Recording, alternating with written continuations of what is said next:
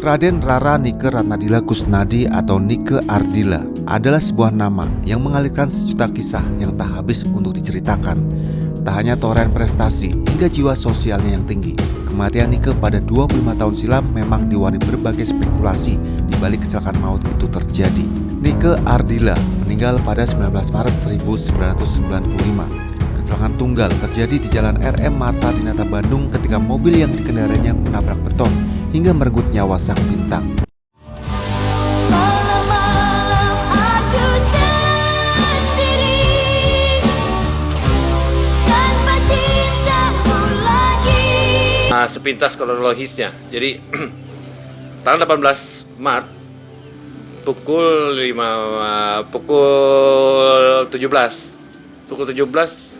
break syuting sinetron. Pulang ke Jakarta itu sudah ada undangan untuk ulang tahun tabloid. Itu tabloid dari yang pernah nih yang terakhir nih ke hadiri itu diundang. Nah, itu jatuhnya tanggal 18 malam. Nah, Nike paksakan tuh karena sosok Nike ini kalau sudah janji nggak bisa tinggalin gitu. Nah, akhirnya berusaha semaksimal mungkin untuk bisa menghadiri.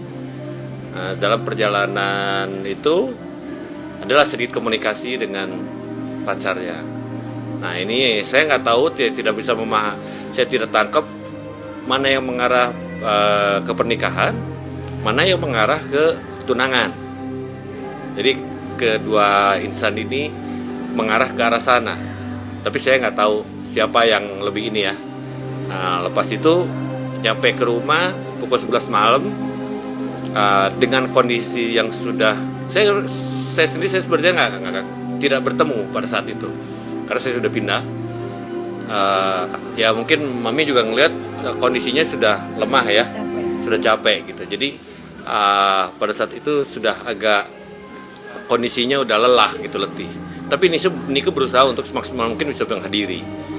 Jadi akhirnya minta sungkem ke Mami, ke Papi dengan tiga kali sungkem.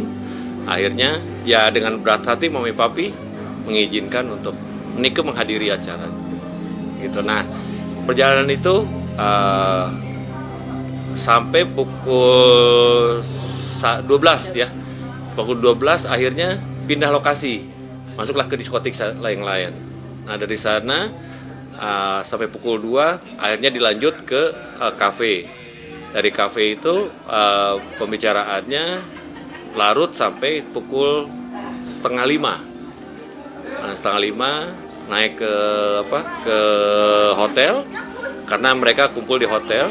Nah, setelah itu dari hotel itu turun ya, cerita aja tuh nyalip mobil, tapi setelah nyalip mobil beloknya karena di depan itu ada dari lawan arah ada mobil, jadi nukiknya itu terlalu dalam, jadi muter balik gitu. Jadi bukan slip ya, jadi ke bawah gitu. Pada saat dia belok kiri, dia jadi muter balik gini. Dan kondisinya yang sini ya. Jadi setelah itu saya pun ngelihat kondisi mobil di jok belakang itu udah bersimbah. Gitu. Seketika. Ini kan cuma bilangnya, Mami, Nana mau pergi, sebelum pergi tapi Nana mau minta maaf dulu. Iya, jadi hati-hati, Mami nggak enak nih, nggak apa-apa, bilangnya gitu. Terus saja pergi dan nggak percaya nih karena kan ke bilang temannya tekniknya terlalu ngebutnya bilangnya gitu. Dulu aku mendengar tuh tekniknya itu kan kecelakaan, jadi agak kaget juga. Ya sayang aja di atas di atas kepopulerannya beliau sudah dipanggil sama Yang Maha Kuasa untuk pergi lebih dulu.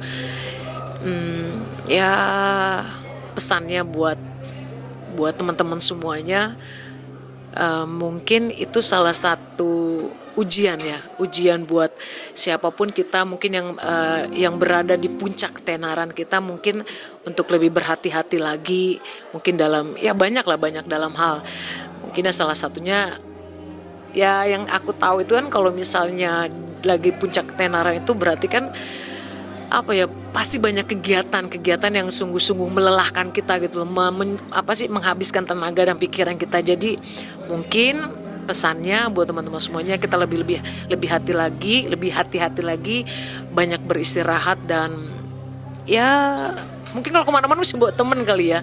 Jadi kalau misalnya kita capek, sebaiknya kita nggak usah bawa kendaraan kayak gitu loh. Dan kini mobil yang menjadi saksi bisu kecelakaan itu terjadi terparkir di rumah Lia Natalia, penyanyi yang juga fans berat Nike Ardila. Lia Natalia yang dulu membeli mobil Nike seharga 100 juta bahkan tak akan melepas mobil tersebut meski ada orang yang menawar. Kalau untuk nawar mobil ini banyak kali ya. Banyak juga mobil banget. gitu kan. banyak banget yang pengen beli mobil ini, tapi kita kembalikan lagi ke Lia Natalia. Karena Lia juga ngefans banget kan. Kalaupun sempat dia mungkin bercanda kali ya, sampai dia bilang ke saya, kalaupun saya mau jual mobil ini, kalau ada yang mau katanya 10M. Wah. Terjadinya lelang tersebut untuk mobil itu lepasnya 100. Untuk jam tangan itu karena ada semi gold itu 75. Itu semuanya sama papi dialokasikan untuk kepentingan masyarakat di Makam dan SLB. Tidak semata untuk papi, tapi itu dioptimalkan juga untuk bisa bermanfaat. Itulah tadi saya bilang, lebih bisa bermanfaat untuk orang. Papi sudah memberikan contoh. Itu dari Nike akhirnya ke papi juga, yang akhirnya ya saya untuk berusaha semaksimal untuk bisa seperti itu susah. Itu ternyata untuk saya. Tapi saya harapkan juga untuk semua bisa gitu ya. Dengan contoh-contoh yang ada gitu.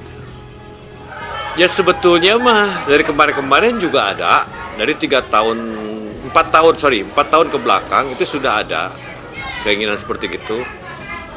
Cuman terbatas kemampuan kami. Gitu. Jadi adapun keinginan itu tidak tercapai ya karena ya itu tadi ya kitanya belum sampai seperti itu. Dari satu keinginan karena kalau orang yang datang ke museum itu saya matikan itu mobil. Itu mobilnya Nike ya, yang notabene diwariskan ke saya.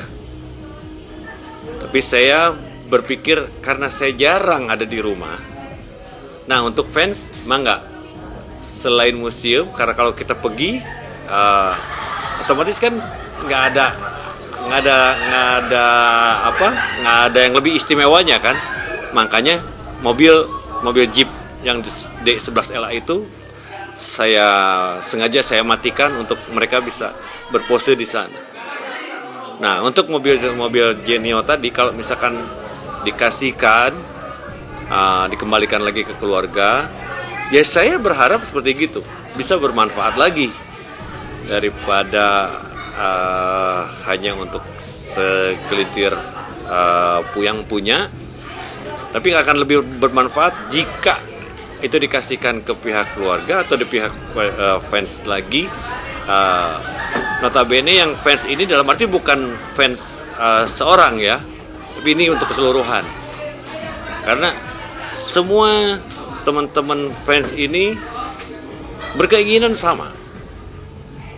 Jadi seperti sekarang untuk rasa apa ya? Rasa memiliki, rasa untuk menikmati mobil itu terpatok gitu. Terpatok akan karena tadi anaknya seseorang. Gitu, Mas. Wah, mengenai mobil yang dilelang dengan harga fantastis itu, yang bekas kecelakaan itu ya, itu kalau menurut aku, kalau kita sudah mencintai atau mengidolakan seseorang itu, apapun barang pribadi milik beliau itu pasti akan selalu dikenang gitu loh. Menjadi menjadi barang yang sangat ya, jadi mengingatkan kita akan sosok idola kita terus gitu loh. Jadi mungkin kalau yang sudah membeli mobil itu ya akan selalu tetap mengenang bahwa di dunia ini pernah lahir seorang Nike Ardila yang mempunyai suara emas, yang punya pribadi yang menyenangkan atau seperti itu. Kepergian Nike Ardila di usia 20 tahun memang menjadi duka dunia hiburan tanah air. Kepergiannya tak hanya ditangisi keluarga, sahabat, tapi juga fans setianya. Meski sudah 25 tahun kepergiannya, sosok Nike Ardila terus hidup di hati penggemar setianya. Setiap tahun, baik di hari kelahiran dan juga kematian Nike Ardila, para penggemarnya dari berbagai daerah bahkan luar negeri datang berziarah ke makam almarhumah di Imba Negara Ciamis, Jawa Barat. 5 tahun artinya ya seperti umumnya aja ya. Kalau 50 kan golden, kalau 25 kan silver berarti ya. Jadi ya sebetulnya saya juga ingin ada satu makna yang tersendiri dari setelah wafatnya Nike yang ke-25 tahun ini. Saya ingin memberikan satu pemahaman yang lebih jauh terhadap fans ya. Karena ya kita harus lebih berarti lagi terhadap Nike ya, setelah peninggalan Nike yang ke-25 tahun ini lebih bermakna lagi. Ya, kami juga dari keluarga sangat berterima kasih dengan bertahannya fans terhadap persembahan dari fans terhadap Nike. Jadi ya saya yang ke-25 tahun ini, saya secara pribadi saya ingin lebih memberikan makna yang lebih karena silver tadi, untuk memahami yang seutuhnya dari arti dari fans itu sebetulnya apa sih? Setiap tahun kami acara itu bukan dari keluarga. Bukan dari keluarga. Itu dari fans. Yang meng-create semuanya fans. Jadi kami hanya memfasilitasi saja. Arti 25 tahun ditinggalkan oleh Nike, Mami, apa? Merasa kehilangan aja. Biasanya Nike suka dekat. Kalau ada masalah ngadu ke Mami. Sekarang siapa yang mau ke Mami? Ya, yang mengadu katanya sih. Jadi mungkin kalau boleh saya jelaskan lagi, jadi yang bruising ya, chemistry. Karena ya saya laki-laki, tidak bisa seperti Nike. Jadi rasa apanya ya? Rasa seorang putri ya, keturunan yang manjanya. Kalau saya kan manja-manja manis gitu. Kalau Nike kan manja-manja banget gitu. Jadi ya menurut Mami sih banyak yang sangat kehilangan itu aja, momentum itu.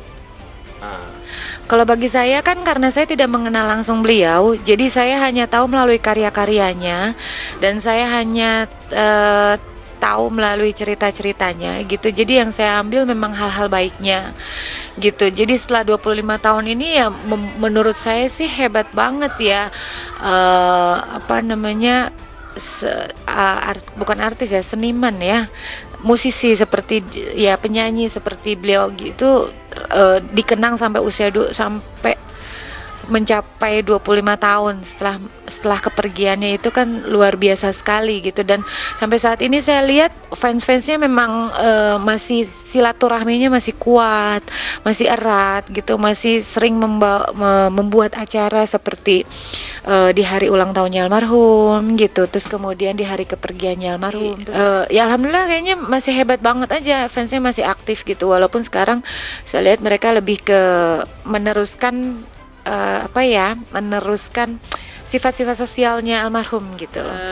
Ternyata udah nggak terasa ya, udah 25 tahun Nike pergi meninggalkan kita semuanya. Itu waktu yang cukup lama, tapi kalau menurut saya pribadi kenangan itu nggak akan bisa dilupakan. Jadi Nike itu nggak akan bisa kita lupakan gitu. Kebetulan saya juga salah satu dari yang mengidolakan beliau. Jadi sampai kapanpun Nike itu akan selalu berada di hati para penggemarnya gitu. Majalah Asewik bahkan menafsirkan Nike Ardila dalam sebuah kalimat satir yang berbunyi, dalam kematiannya dia bersinar. Berbagai acara mulai dari ziarah ke makam hingga tribut untuk almarhum pun selalu dibuat untuk menghidupkan sosok Nike Ardila. Bakatnya di tarik suara, akting, dan juga modeling dipadu dengan pesona kecantikannya memang menjadi paket lengkap Nike Ardila menjadi seorang bintang. Selain banyak menelurkan lagu-lagu hits dan penghargaan yang diraihnya, tak sedikit pula sinetron dan film box office dimainkan penyanyi yang mengidolakan Marilyn Monroe itu. Perjalanan itu dalam perjalanan ini ya. Jadi selepas dia konser-konser ya Mi ya. Dari konser-konser di beberapa festival, beberapa konser, akhirnya masuk di dunia model. Nah, dunia model dalam perjalanan festival dan konser, show itu dikontraklah sama film. Film yang pertama kali pada saat usia Nike 12 tahun. Yang berjudul Kasmaran. Itu sama Hidayah.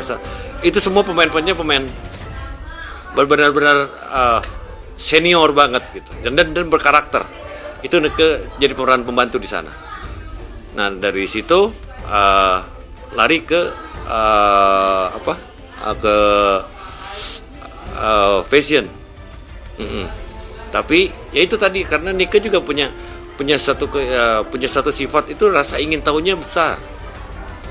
Jadi dia ulik gitu. Cuman tidak semaksimal yang dia dapat untuk acting. Dia di fashion dia tidak terlalu maksimal. Kalau di acting ya alhamdulillah lah ya. Beberapa film 7 film, sinetron 10 ya. 10 berapa nih? Kurang lebih segitulah. Jadi prestasi Nike sebetulnya yang tidak terlalu maksimal untuk di dunia lain. Maksudnya dunia selain nyanyi ya. Itu seperti ya fashion dan acting itu tidak semaksimal di nyanyi. Sebetulnya Nike kan terah ya. Nike itu ada darah daging dari keluarga buyut papi, ada dari buyut mami juga. Kebetulan kalau dari mami vokal musik ya Mia. Kalau dari mami musik, kalau dari papi dramanya, pemerannya. Gitu. Jadi aktingnya dari keluarga papi, kalau seni musiknya, tarik suaranya dari keluarga mami. Gitu. Aku mengidolakan Nike itu suaranya itu unik kan, suara itu unik. Terus lagu-lagunya juga bagus-bagus semuanya, lagu-lagu itu menyayat hati semuanya gitu. Tapi yang jelas Nike itu berkarakter sekali. Jadi kalau dulu kan rocker-rocker dulu itu kan jadi punya ciri khas suaranya itu berbeda-beda gitu kan. Termasuk Nike ini suaranya itu kan tinggi melengking gitu. Jadi kalau menurut aku keren banget suaranya. Mungkin setahu saya mungkin belum ada yang menyerupai beliau. Kalau menurut aku mungkin dulu para penggemar tuh belum puas untuk menikmati lagu-lagunya Nike, belum puas untuk mengenal sosok Nike lebih dalam lagi. Jadi karena kan beliau meninggalkan pada saat di puncak ketenarannya dia gitu kan. Jadi kita yang belum sempat mengenal dia tiba-tiba udah dipanggil duluan sama yang Maha Kuasa gitu. Jadi kalau menurut aku alasannya sih seperti itu. Makanya sampai kapanpun fans atau yang mengidolakan Nike itu nggak akan pernah berpaling dari beliau. Dan kini hanya doa-doa tulus dipanjatkan fans setianya untuk Nike Ardila agar sang bintang tenang di sisinya. Yang penting kan berdoa dalam hati, mudah-mudahan Nike tenang di sana. Nike tetap melihat kita para idolanya yang selalu tetap mengenang beliau, yang selalu tetap mengidolakan beliau, dan mudah-mudahan Nike di sana akan selalu senang melihat kita di sini masih mengingat beliau gitu.